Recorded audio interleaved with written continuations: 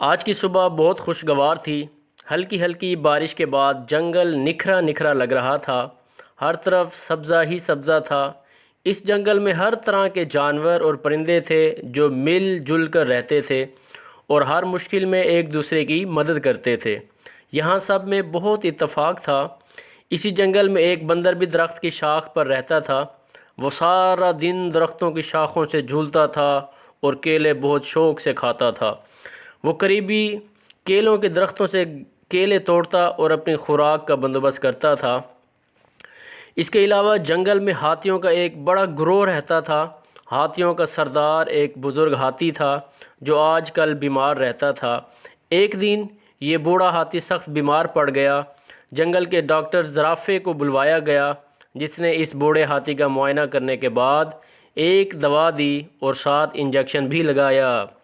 اس نے اس کے علاج کے طور پر اس دوا کے بعد آم کھانے کی تجویز دی۔ اب مسئلہ یہ تھا کہ اس جنگل میں قریب کوئی آم کا درخت نہیں تھا۔ سب اسی مسئلے پر باتیں کر رہے تھے کہ آم کہاں سے ملیں گے۔ اتنے میں قریب سے گزرتے ایک بھالو نے یہ بات سنی تو رک کر بولا، آم کا درخت تو ہے تھوڑی دور مگر…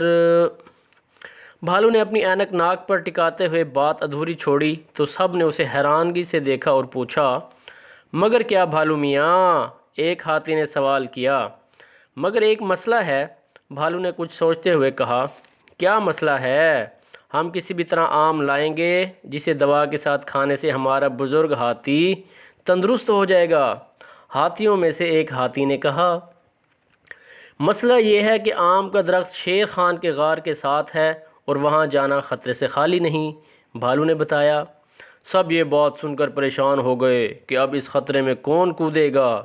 سب کو پریشانی ہوئی اور وہ سوچ میں پڑ گئے۔ سب جس درخت کے نیچے کھڑے یہ باتیں کر رہے تھے اسی درخت پر بیٹھا بندر یہ سب سن رہا تھا۔ جب سب پریشان سوچ میں گم تھے تو بندر نے ان کی مدد کرنے کا سوچا اور درخت کی شاخ سے جھولتے ہوئے نیچے اترا اور کہا، میں تم سب کی مدد کر سکتا ہوں۔ وہ کیسے؟ بھالو نے حیرت سے اس بندر کو دیکھا جو اس خطرے میں جانے کے لیے تیار تھا۔ میں یہ کام کر سکتا ہوں اگر تم سب بھی میرا ساتھ دو تو۔ ہم کیسے ساتھ دے سکتے ہیں اور ہمیں کیا کرنا ہوگا؟ سب نے ایک ساتھ پوچھا۔ تم سب ایک درخت کا موٹا تنا ڈھونڈو جسے اندر سے خالی کرنا ہوگا اور وہ تنا میرے برابر ہو جس میں چھپ کر میں اس درخت تک پہنچ جاؤں اور شیر خان بھی مجھے دیکھ نہ سکے۔ یہ تو زبردست خیال ہے، ہمیں ابھی سے اس کام میں لگ جانا چاہیے تاکہ رات تک یہ کام ہو جائے اور بندر شیر خان کی نظروں میں آئے بغیر آم لا سکے۔ ایک ہاتھی نے کہا تو سب اس کے ساتھ چل پڑے۔ انہیں ایک جگہ ایک گرا ہوا درخت نظر آیا جس کا تنا موٹا تھا۔ انہوں نے اسے بندر کی جسامت جتنا کاٹا اور اسے اٹھا کر بندر کے پاس لے آئے۔ بندر اس تنے کے اندر چلا گیا اور سب اسے بھالو کے بتائے ہوئے پتے کے مطابق اسی طرف لے جا رہے تھے۔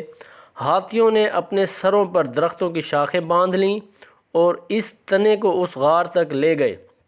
بندر نے جب دیکھا کہ شیر وہاں نہیں ہے تو وہ جلدی سے درخت پر چڑھ گیا اور آم توڑنے لگا۔ اس سے پہلے کہ وہ نیچے اترتا شیر واپس آ گیا۔ اس نے حیرت سے دیکھا کیونکہ اسے درخت میں ہلچل محسوس ہوئی۔ جب اس نے اوپر دیکھا تو بندر کو غصے سے گھورا اور خوفناک آوازیں نکالنے لگا۔ ہاتھیوں نے جب اسے مصیبت میں دیکھا تو سب نے ایک ساتھ مل کر شیر پر حملہ کر دیا۔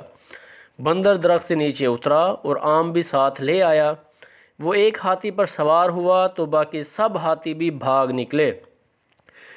ہاتھیوں کے بھاگنے سے مٹی اور گرد و غبار کی وجہ سے شیر کو کچھ نظر نہ آیا۔